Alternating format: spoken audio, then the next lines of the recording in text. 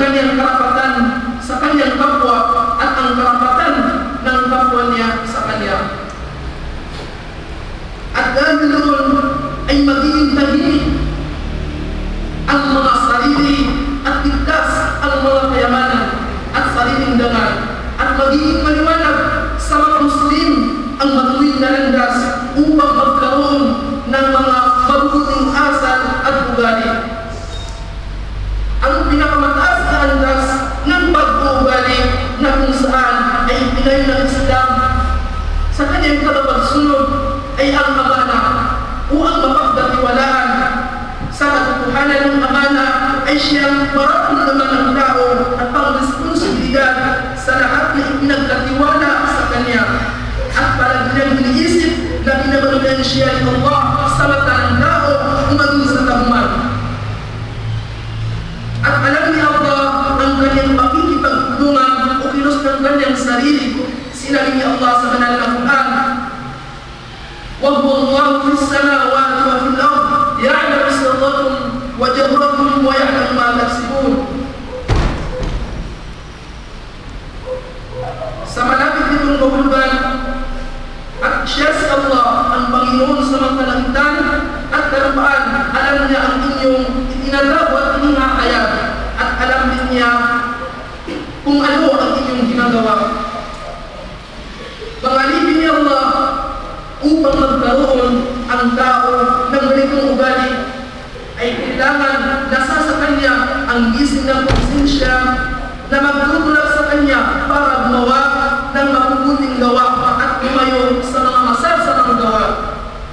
Ang amana ay siya ang ugali na kung saan ipinagbibigyan ng mga Muslim ang pagbigay ng halaga sa kanya, at kay Allah sila humihingi ng tulong para mapangalagaan nila ito. Halimbawa, kung ihahatid ng kaibigan ang kanyang kasama na maglalakbay, ay wala siyang mahanap na mas mainam pa kaysa ipagdasal na siya na sana'y gabayan siya at Allah at mananatili sa kanya ang amana.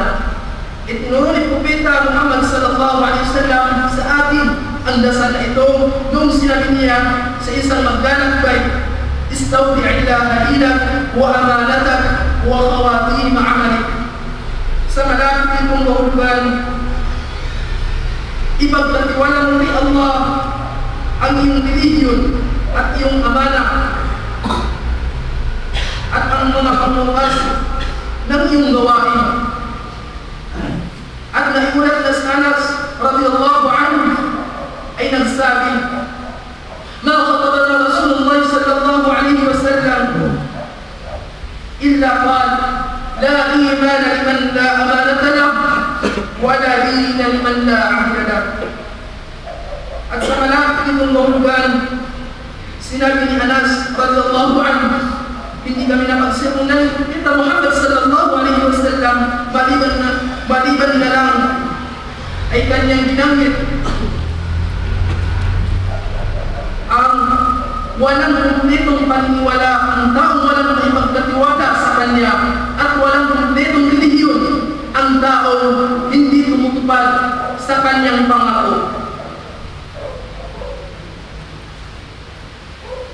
Ang amana o ang mapagkatiwalaan ay katangian ng mga propeta at mga sugong Allah. Nasa sa kanila ang pinakamataas na antas ng magandang pag-uugali. Dahil doon ay dapat lang na nasa kanila ang ugali, mapagkatiwalaan o ang amana at tinutukoy. At napatunayan ang amana na ito kay Propeta Musa alayhi salam nung tinulungan niya ang dalawang babaeng anak ng isang mabuting tao, at sinamahan niya silang dalawa na may kabaitan at kalinisan na pag-iisip. Habang sila ay naglalakad patungo sa bahay ng kanilang ama, nangyari yun sa hindi pa nagpropeta si Musa alayhi salam, kagaya po ng pagkabanggit niya sa banal na Quran.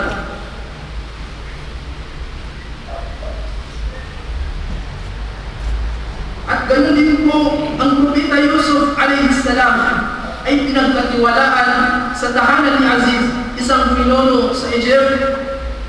At noong si Yusuf ay nasangkot sa isang pagsubok na siya ay inakit ng asawa ni Aziz, ang sagot niya ay, "Ma'adallah, innahu rabbi ahsana mathwaya, innahu la yuflihu adh-dhalimun."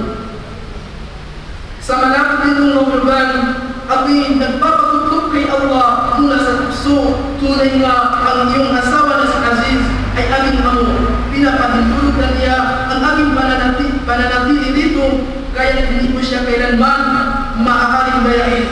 Katotohanan, hindi magtatagumpay ang mga zalimun o ang mga taong mapang-api mapaggawa ng kasalanan at kamalian.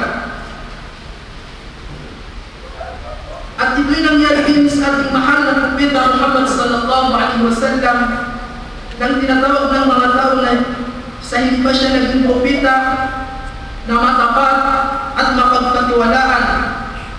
Pati na ang umaway sa kanya ay ganun din ang tawag nila sa kanya, at walang pagduda doon sapagkat katunayan ay pinupili siya ni Allah sa banal na Quran. Kanyang sinabi, "Wa innaka la'ala khuluqin 'azim."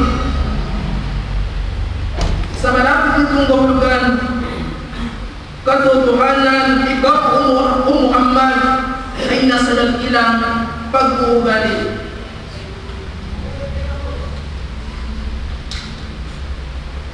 Mga kapatid sa Islam, matakot tayo kay Allah at ugaliin natin ang pagiging mapagkatiwala